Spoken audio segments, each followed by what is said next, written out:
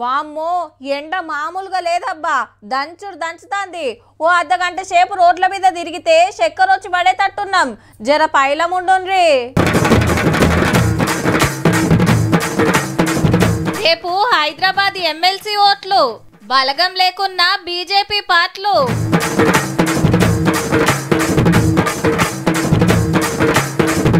హీరోకు notice ఇచ్చిన ED ఓ కంపెనీలు చేసిండ్రు తొండి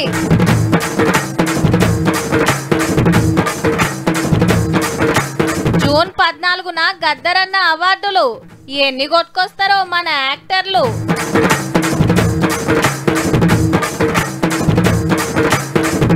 ఇంటర్లా ఆడవిల్లలే ఫస్ట్ వచ్చింది సివిల్స్ రిజల్ట్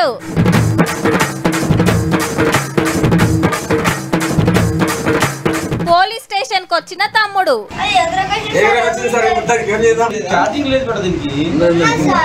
ఓట్లంటే చాలబ్బా కాళ్ళకు గిరికలు కట్టుకొని ఉరికొస్తాయి పార్టీలు అందరికంటే ముందే అభ్యర్థులను పెట్టాలి ఓ మలక ముందే ప్రచారం చేసుకోవాలి చేసినవి చెప్పుకోవాలి హామీలు గుప్పియాలి అవతల పార్టీలను పొట్టు పొట్టు తిట్టాలి ఎటు తిరిగి మా పార్టీనే పక్కా గెలవాలనే పట్టు మీద ఉంటారు ఎన్నిక ఏదైనా పార్టీల ఆత్రం గిట్లనే ఉంటది కానీ గీ ఎలక్షన్ తరీకే గమ్మతుంది హైదరాబాద్ లో అసలు పోటీ రేపే సింగిల్ సీటు కోసం ఇటు బీజేపీ అటు ఎంఐఎం ఉత్తప్పుడే ఐసికి తైసి అనే ఈ రెండు పార్టీలు ఎమ్మెల్సీ ఎలక్షన్ లో సై అంటే సై అంటున్నా బలం బలగం చూస్తే మాత్రం పతంగిగురుడే పక్క సిటీ కార్పొరేటర్లు ఎమ్మెల్యేలు ఎమ్మెల్సీలు ఎంపీలకే ఓటక్కు అందరిని కలిపితే 112 మంది 57 ఓట్లు ఇవ్వలకు వస్తే గాలదే సీటు అయితే 49 మంది ఉన్న ఎంఐఎం కు 14 మంది ఉన్న కాంగ్రెస్ హిమ్మతిస్తున్నది కాబట్టి 63 ఓట్లతోటి అల్కగా గెలుస్తుంది అదే కమలం పార్టీ బలగం 25 మంది ఏమేం పోలింగ్ సెంటర్ కాడికే రామని రామన్న బాజాబ్తా చెప్తున్నా ఒకళ్ళ 24 మంది ఉన్న బీఆర్ఎస్ సపోర్ట్ చేసిన బీజేపీ 49 కాన్నే ఆగుతుంది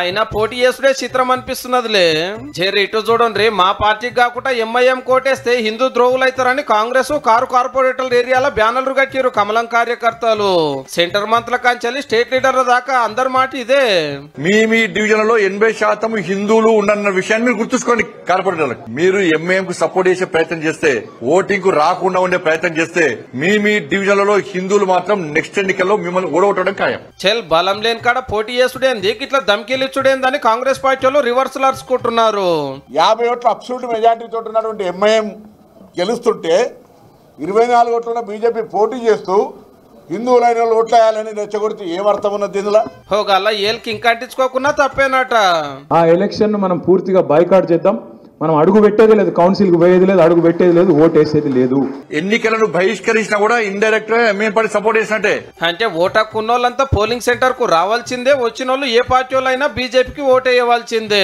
లేకుంటే హిందూ మతానికి వ్యతిరేకమని గిట్లా డిసైడ్ చేసిరు అన్నట్టు ఈ దెబ్బతోటి అందరు భయపడి క్రాస్ ఓటింగ్ అవుతుంది అట్లా గెలుస్తామని మనోళ్ళ ఆపోచ్చాన హైకమాండ్ కేర్ చేయకుండా కాంగ్రెస్ వాళ్ళు పార్టీ మాటను పట్టించుకోకుండా కారోళ్ళు ఎందరొచ్చి బీజేపీ కోటేస్తారో చూడాలి మరి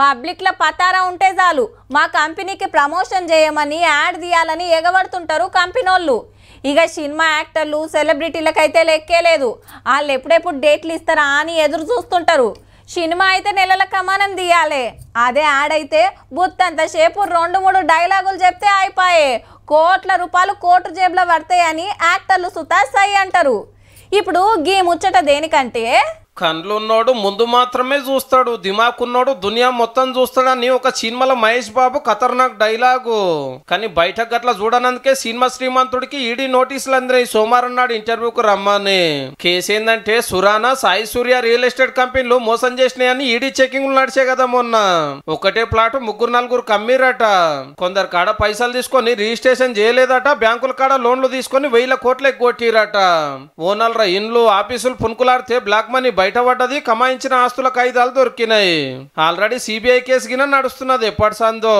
అయితే వీళ్ళు వేసిన ప్లాట్లు మంచి కొంటే మస్తు ఫాయిదా అవుతుందని మహేష్ బాబు గారి ఫ్యామిలీ అంతా దిగి యాడ్లో యాక్టింగ్ చేసిర్రు ఎవరు పుకట్ల ఏరు కదా 5,90,00,000 తీసుకున్నట గుండు గుత్తగా అందులో నోట్లెన్ని చెక్కులెన్ని ట్యాక్స్ కట్టిన పైకమే ఇచ్చిరా రూల్స్ తప్పిరా అనేది తెలుసుకోవడానికి హీరో గారిని ఎంక్వైరీకి పిలిచిరా అన్నట్టు ఏం మంచి కంపెనీ కావచ్చు అని మైండ్ లో ఫిక్స్ అయ్యి బ్లైండ్ గా పోయినందుకు గిట్లెరుక్కున్నాడు ఈసారి ఒక్కడే కాదు హీరోలు హీరోయిన్లు సెలబ్రిటీలు అంతా ఇంతే. అడ్వర్టైజ్మెంట్లు తీస్తే వాళ్ళకి ఎంత వస్తుందో చూస్తారు కానీ ఆ కంపెనీ వాళ్ళ కథ ఏందో తెలుసుకోరు. అబ్బా పెద్ద పెద్దోళ్ళే చెప్పారు కదా అని ఆలోచన చేయకుండా అభిమానులంతా ఆత్రపడితే ఆఖరికి గిట్లాగం కావచ్చు. జర పైలముండ్రి.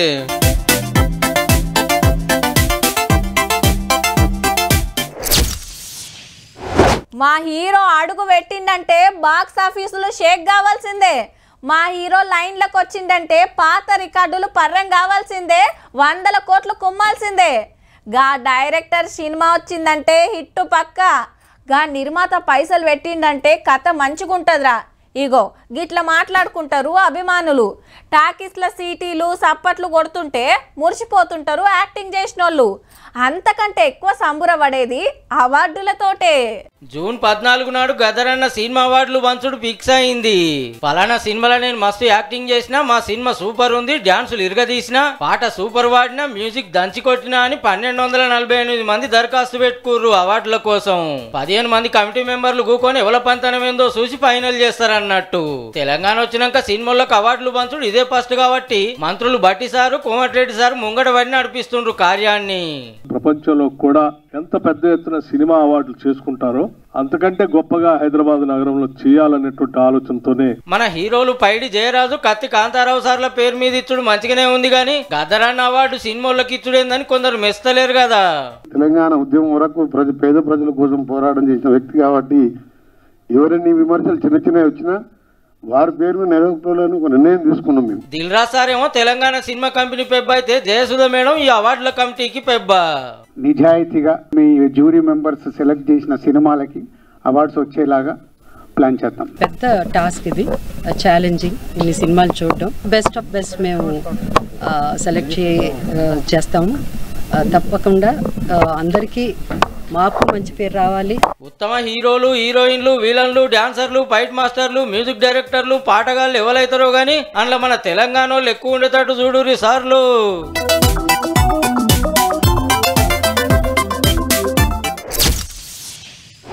నీ గట్ల బుగులు పడతావేందన్నా నువ్వు, మేము వస్తాం కానీ. అరే ఎస్ఐ సార్ ఏమనడే, ఎందుకంత భయం? అట్లా కాదు తమ్మి, నేను ఎన్నడూ పోలీస్ స్టేషన్కు పోలే. జర తోడు రాదు, బాయ్ కడ పని ఉంటే వచ్చినాక నేను గినే చేస్తా కానీ అని బతిన్లు అడిదోలుకపోతారు. హావు మళ్ళా పిఎస్కు పోవాలంటే చాలా మందికి అదురు. ధైర్యం అంటే గీ తమ్ముందేనబ్బా. సీదా పోలీస్ స్టేషన్ కు వచ్చిందంటే బుడ్డోనికి పెద్ద కష్టమే వచ్చినట్టుంది. ఇంతకి ఏం తిప్పలు వచ్చింది బిడ్డ, ఎందుకు వచ్చినావు, ఎవరేమన్నారని అడిగితే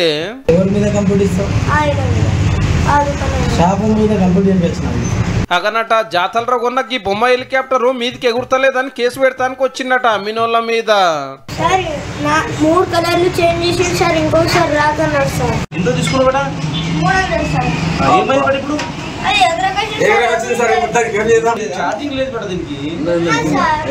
నెంబర్ తీసుకొని ఇంట్లో ఫోన్ కలిపిరు. మీ ఓ స్టేషన్ కు వచ్చిండు, ఏందో జర మాట్లాడు రాని.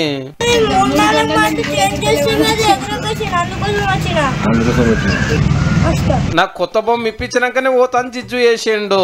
ఆఖరికి ఏం తెలిసిరంటే రన్నింగ్ ఉంది,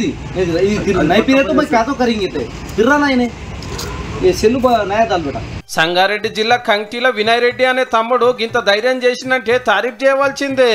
మంచిగానే బుద్రకిచ్చి పంపిరు గాని నా పతంగ్ ఎగురుతలేదని, బొమ్మ కారు ఉరుకుతలేదని, ఐస్ క్రీమ్ ఉత్తగానే కరిగిపోయిందని, మా మమ్మీ ఫోన్ ఇస్తలేదని పోరలంతా పోలీస్ స్టేషన్ కు రాగల్లా చూసుకోండి సాల్రో.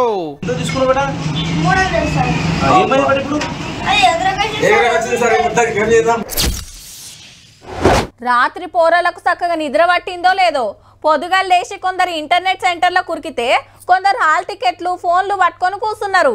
ఇటు స్వీట్లు తయారు పెట్టుకొని తల్లిదండ్రులు, అటు కాలేజీ బోర్డుల మీద ర్యాంకుల ఫ్లెక్సీలు కొట్టియాలని కాలేజీ వాళ్ళు. మార్కులు చూసుకునేది ఒక టెన్షన్ కాదు పిల్లలది. వాట్సాప్ స్టేటస్లు పెట్టుకొని మురుచుడు, గ్రూప్లలో షేరింగ్లు చేసుడు, శుభాకాంక్షలు చెప్పుడు జోరుగా నడిచిందబ్బా. ఆవ్ ఇంటర్ రిజల్ట్ ముచ్చట్నే. ఇంటర్ ఫస్ట్ ఇయర్ అయినా సెకండ్ ఇయర్ అయినా చదువులా మా చెల్లెమ్మలే ఫస్ట్ అబ్బా. ఆడపిల్లలు 100కి 74 మంది పాస్ అయితే మగ పొరలు 57 మంది పాస్ అయినరు. మళ్ళా మొత్తం 9,97,000 మంది పరీక్షలు రాస్తే ఫస్ట్ ఇయర్ ల 171 మంది, సెకండ్ ఇయర్ ల 166 మంది మీది చదువులకు పోతాండ్రు. నిరుడు కంటే ఎక్కువనే పాస్ అయిండ్రని తారీఫ్ చేసిండు చిన్న సీఎం బట్టిసారు. ఇక జిల్లాల లెక్క చూస్తే ఫస్ట్ ఇయర్ ల మేడ్చల్ ఫస్ట్, మహబాద్ లాస్ట్, సెకండ్ ఇయర్ ల ములుగు ఫస్ట్, కామారెడ్డి లాస్ట్ వచ్చింది. ఏహే నేను ఫెయిల్ అవ్వడేంది, చల్ నాకు గింత తక్కువ మార్కులా అని డౌట్ ఉంటే ఇంటర్ బోర్డు వెబ్సైట్ లో దరఖాస్తు పెట్టి 1000 రూపాయలు కడితే మార్కులు మళ్ళా లెక్క పెడతారు.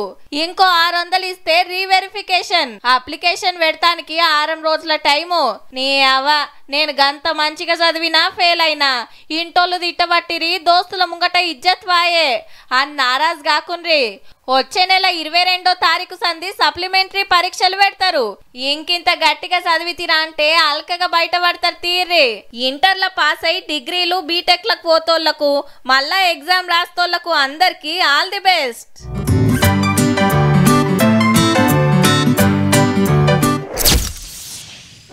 పుట్టినరోజులు పెళ్లి రోజులకు పట్టు చీర కావాలంటే కొనిస్తాం కానీ ఆ ఒక్కటి అడగొద్దని కండిషన్లు పెడుతుండొచ్చురు భర్తలు. పెళ్లి సంబంధాలు మాట్లాడుకునే కాడ తులాలు మర్చిపోయి గ్రాముల లెక్కనే కట్నం అప్పో చెప్తుండొచ్చురు. ఇగో మా ఓన్ పుట్టినరోజు అప్పుడు 30,000 ఉండే, ఇప్పుడు 3 అయింది. ఇప్పుడు నీ కొడుక్కి గంత పెట్టుడు నాతోని కాదు, అంతమందం పైసలే చేతిలో పెడతాం ముందే చెప్తున్నా. ఇగో గిట్లనే ఉన్నదట మరి అంతటా. బంగారం పేరు చెప్తేనే అద్రుకునే పరిస్థితి మరి. ఏ బంగారం మస్తు అగ్వైందుల్లా, తులం 2,000. ఏంది ఈ మగ్గిన పీసలేసిందా అనుకునేరు. 1,00,000 ఫిక్స్. మళ్ళా ఏమున్నా మీద్దే మాట్లాడుకోవాలి. ఈ కాంచి నిన్న తులం 1,00,000 ఉంటే ఇవాళ 1,02,000 కురికింది. వారం కింద వస్తే ఒక 86 అలా ఉంది. అయ్యో మొన్న తీసుకోపోయి 86కే తీసుకోలేకపోయినావు అనేసి అట్లా. అయ్యో అప్పుడే కొనొద్దా పెద్దమ్మ, మంచిగా 16,000 ఫాయిదావు. తగ్గుతుందేమో అని చాలా మంది ఏటింగ్ చేసేటోరకు ఇప్పుడు రయ్యు నూరికి మొగుల మీద గూకుంది. ఇప్పట్లా దిగుడు కష్టమైనట్టుల్లా. అవి పాతవి ఉండే, వాటితో ఒక ఐటమ్ తీసుకోవడానికి వచ్చినాం అంతే. కొత్తగా అయితే కొనడానికి ఏం రాలేదు, కొనేటట్టు కూడా ఏం లేదు. 90 అబోవ్ అనుకున్నాం కానీ సడన్గా 1,00,000 దాటిందనే సంగతి మాకు ఇక్కడ షాప్కి వచ్చిన తర్వాత తెలిసింది. మన సాంప్రదాయం ప్రకారం గోల్డ్ కంపల్సరీ కొనాలి కాబట్టి పెళ్ళిళ్ళకి ఎంత రేట్ అయినా బాధపడుకుంటూనే కొనాల్సి వస్తుంది. నిరుడు ఇదే ఏప్రిల్ నెలల తులం 70,000 చిల్లరుండే, అంటే ఏడాదిలోనే 30,000 పెరిగిందంటే చూడుర్రిగా. భూమి జాగలు, బట్టలు, బూట్లు, సెల్ ఫోన్లు, సరుకు సౌదలు, తినేటి తాగేటి ఏ వస్తువు రేటు సుత గింతగనం పెరగలేదబ్బా. ఎంత మీదికి పోయినా ఓ 60,000 కాన్నో 70,000 కాన్నో ఆగుతుందని అందరు అనుకుంటే అందకుంటా ఆకాశం మీదకి పోవట్టే. పెరుగుతుంది 50 వరకు వస్తుంది అని అనుకున్నామే తప్ప 1 lakh అవుతుందని అసలు ఎప్పుడూ అనుకోలేదు. అసలు 1 lakh అనేది అసలు మైండ్లో లేదు ఫస్ట్ ఆఫ్ ఆల్. ఇప్పుడైతే వేసుకోక్కలేదు, చూసి వెళ్ళిపోతే చాలు అనుకుంటున్నాం మా ఏంటోళ్ళు. ఎవరైనా బంగారం వేసుకుంటే ఓన్లీ చూసే సంతోషపడాల్సి వస్తుందండి. మేము ఎప్పుడు వేసుకుంటావా అనుకుంటున్నాం. దునియాల పరిస్థితి మంచిగా లేదని ఉన్న సావుకారులంతా పెట్టుబడి బంగారం మీదనే పెట్టే వరకు రేటు గిట్ల పెరుగుతుందట. ఒకళ్ళ అంత మంచిగా అయితే మళ్ళా 30-40 వేలకు వస్తుందా అని ఆశపడేరు. బంగారం ఎప్పటికైనా బంగారమేనబ్బా.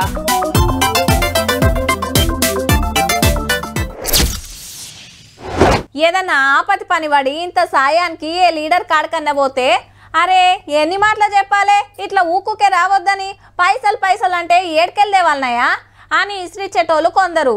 అచ్చా అట్లనా, సరే చూద్దాంతి మళ్ళీ పరగలువు అని మర్యాదగా మళ్ళీ కొట్టేటోళ్ళు కొందరు. సరే ఇప్పుడైతే ఇవి తీసుకో, ఎక్కువ తక్కువ అయితే వెనక సిరి చూద్దాం కానీ అని ఇచ్చేటోళ్ళు ఇంకా కొందరు. కానీ గీ సారు తరీకే అలాగుందుల్లా. జగ్గారెడ్డి సార్ది బొక్కలేని చెయ్యబ్బా. క్యాన్సర్ పేషెంట్ కు 10 లక్షలు సాయం చేసిండు. ఉండేది సంగారెడ్డి జిల్లా సదాశివపేటల. పెనిమిటి కాలం చేస్తే 2 ఆడవిల్లలు చదువుకుంటాన్రు. వీళ్ళున్నది గిన కిరాయిల్లే. అడ్డమైన బీమార్ చేయవటికి ఆడిడ అప్పులు తెచ్చి 7 లక్షలు పెట్టిందట. ఈ బాధలు భరించలేక బతికిగిన వేస్ట్ అనిపించిందట. కానీ పిల్లల కోసం బతుకుతుందట. ఈ ముచ్చట కాంగ్రెస్ లీడర్ జగ్గారెడ్డి సార్కు తెలిసి ఇవాళ ఇంటికొచ్చిండు. ఏం కాదని ధైర్యం చెప్పి 10 లక్షల రూపాయలు ఇచ్చిండు. క్యాన్సర్ వచ్చిన వాళ్ళకు ఇంకింత మంచి వైద్యం అందేటట్టు సీఎం సార్ తోటి మాట్లాడుతా అన్నాడు. గీసొంటోళ్ళకు ఆసరైతానికి పెద్దోళ్ళంతా ముంగట్కి రావాలని కోరిండు సారు. ఏ పదవిలో లేకున్నా ఇంత పెద్ద సాయం చేసినందుకు జగ్గారెడ్డి సార్ను తారీఫ్ చేయాల్సిందేనబ్బా.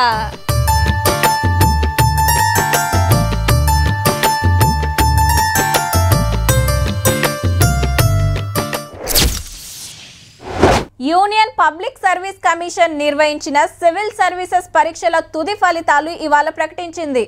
అఖిల భారత సర్వీసుల నియామకాల్లో సత్తా చాటిన వారిలో పలువురు తెలుగు విద్యార్థులు కూడా ఉన్నారు. ఇప్పుడు పూర్తి వివరాలు చూద్దాం. దేశం అంతటికెళ్ళి 1009 మంది సెలెక్ట్ అయితే అందులో జనరల్ కోటాల 335, ఈడబ్ల్యూఎస్ కోటాల 109, ఓబీసీ 318, ఎస్సీలు 160, ఎస్టీలు 87 మంది. ఫస్ట్ ర్యాంకు శక్తి దుబే సంపాదిస్తే second rank Harshika Goyal. First 5 ర్యాంకులలో 3 అడవిలలే కొట్టేసిండ్రులో. మన కాడికి వస్తే ఆంధ్ర తెలంగాణకెళ్ళి 12 మంది సెలెక్ట్ అయ్యి తాపకు. వరంగల్ ఉండే ఇట్టబోయిన సాయివాని 11వ ర్యాంకు కొట్టింది దేశంలో అందరితోటి పోటీ వాడి. బన్న వెంకటేష్ కు 15వ ర్యాంకు, రావుల జయసింహారెడ్డి 46వ ర్యాంకు సంపాదించారు. ఇక ఆదిలాబాద్ జిల్లాలో కానిస్టేబుల్ కొడుకు కలెక్టర్ గా పోతున్నాడు. చైతన్య యాదవ్ 68వ ర్యాంకు కొట్టిండు. ఇది నాది 6వ అటెంప్ట్ అండి. ఫస్ట్ అటెంప్ట్ లో ప్రిలిమ్స్ పోయింది నాది, సెకండ్ అటెంప్ట్ లో మెయిన్స్ పోయింది, థర్డ్ అటెంప్ట్ లో ఇంటర్వ్యూ పోయింది, ఫోర్త్ అటెంప్ట్ లో మళ్ళీ ఇంటర్వ్యూ పోయింది, ఫిఫ్త్ అటెంప్ట్ లో మళ్ళీ మెయిన్స్ పోయింది. కానీ ఫిఫ్త్ అటెంప్ట్ లో నాకు ఇండియన్ ఫారెస్ట్ సర్వీస్ వచ్చిందండి. సిక్స్త్ అటెంప్ట్ లో ఇప్పుడు మొత్తానికైతే ఇయర్ 68 వచ్చింది. ఎవరైతే ఉన్న చుట్టుపక్కల అందరూ ఐఏఎస్ నాన్న అని అంటున్నారు. అయితే చాలా ఆనందంగా ఉంది. అంటే మా ఫాదర్ ఎఫర్ట్ కూడా చాలా ఉంది ఇక్కడ. సివిల్స్ ర్యాంకులు వచ్చిన వాళ్ళంతా ట్రైనింగ్ తీసుకున్నాక కలెక్టర్లు ఎస్పీలు అవుతారు అన్నట్టు. దేశంలో ఇవే పెద్ద జాబులు. మళ్ళా